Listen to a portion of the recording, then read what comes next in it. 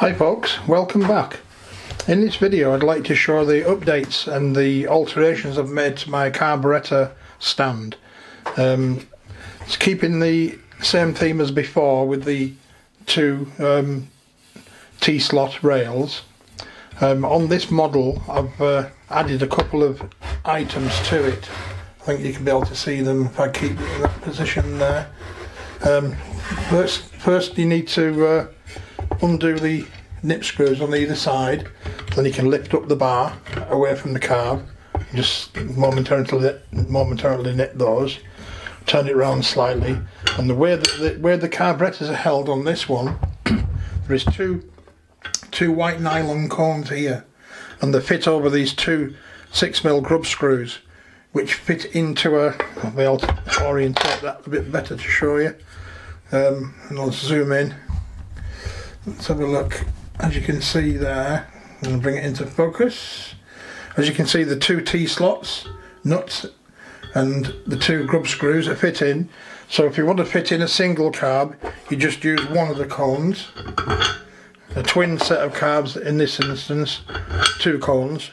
And then for a set of carburetors with four carburetors on, you just simply remove those. Get an Allen key and you undo the little grub screw, either like that, and you can slide that along to line up with your carburetors. On a set of four, you'd slide one over this end and the other one over that end to fit onto the two outside carbs and then slot them in, but this is how they slot in. I'll tighten that one back up. Put that cone in. Now slide the carbs in from below into the front of the carburetor. See, the cones will fit into there like that, and that cone will accommodate quite a few different sizes, from about 25 to 35 to 40, I think it is, 25 to 45. So you put that in.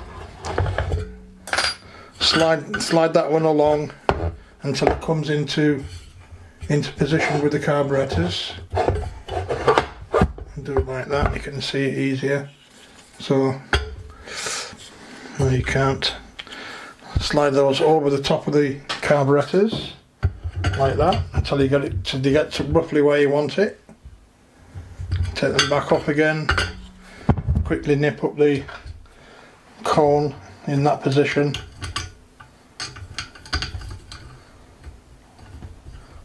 Just a quick nip on both, and then feed the carburetors on, then turn it vertical so they're balancing there in the middle, and then undo these two grub screws at the side and bring the bar down onto the top of the carbs, get them in the central position, hold it tight, and knit these two grub screws up at either end, and that's the carburetor set now, and you can turn them. And quick and easy adjustment. Again, just nip the screws and move them to wherever you want them. Single carb, you just use one. As you see here, a twin set of CB500 race carbs. And then 4-cylinder, you would use the two again, but on the extremities, on the two outside carburetors. So really just keep the carburetors nice and firm, they won't move, and you can work on them, set them upside down, set the desired angle for your float height, lock it, do your float heights, and Bob's your uncle. And I've also got this stainless steel tray to fit underneath to do any cleaning that might be needed. And another little idea I've come up with, I've got this submersible pump, a small aquarium, a submersible pump, so you can pump water-based detergents through. Basically, there's the pump. It's a Jibao aquarium pump AP300. Can you see that there? Focus.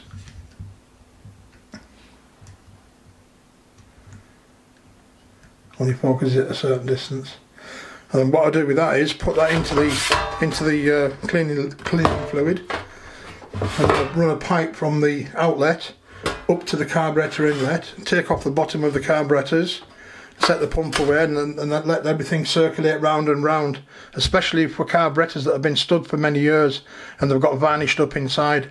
So this little pump, it'll pump through all the journals and all the jets with the float balls off, and then it'll eventually clean all the varnish out, and just leave it running there for a couple of hours while you're doing something else, and it works quite well.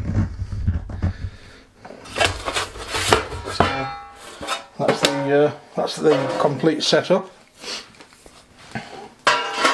Quite user friendly. I think I've in the previous videos I've shown how the whole thing fits together. Fixture screw, main, they're fixed solid with the one with the cones on, rail with the cones on, and this one here is adjustable. You can see that there, and you can adjust that up and down to the different widths of different sets of carbs, just up and down.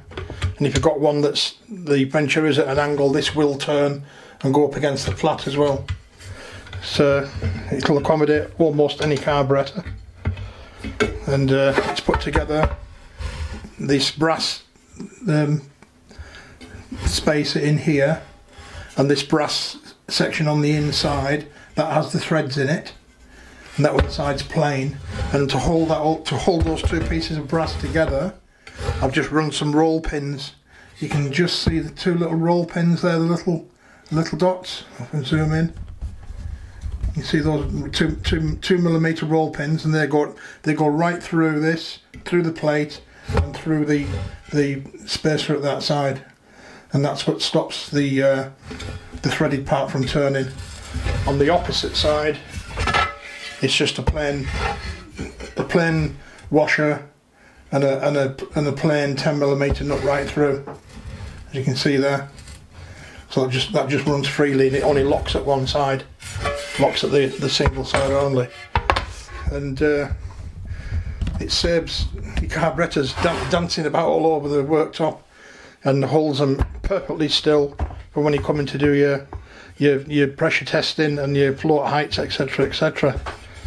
So that's the update on the carburetor stand. Two 7 inches diameter discs on the outsides.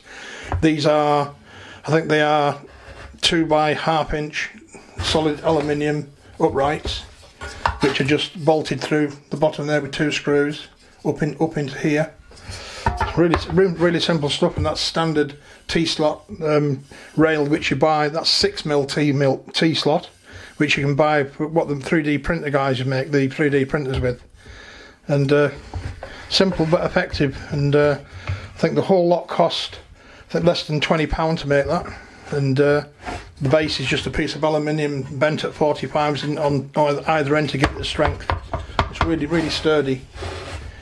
So if you'd like to know any more, just give us a comment in the comment section, and give us a thumbs up and share. It'd be much appreciated. And I've got lots more videos to come on all sorts of different things concerning two-wheelers, motorcycles. So thank you all again for watching. Take it easy.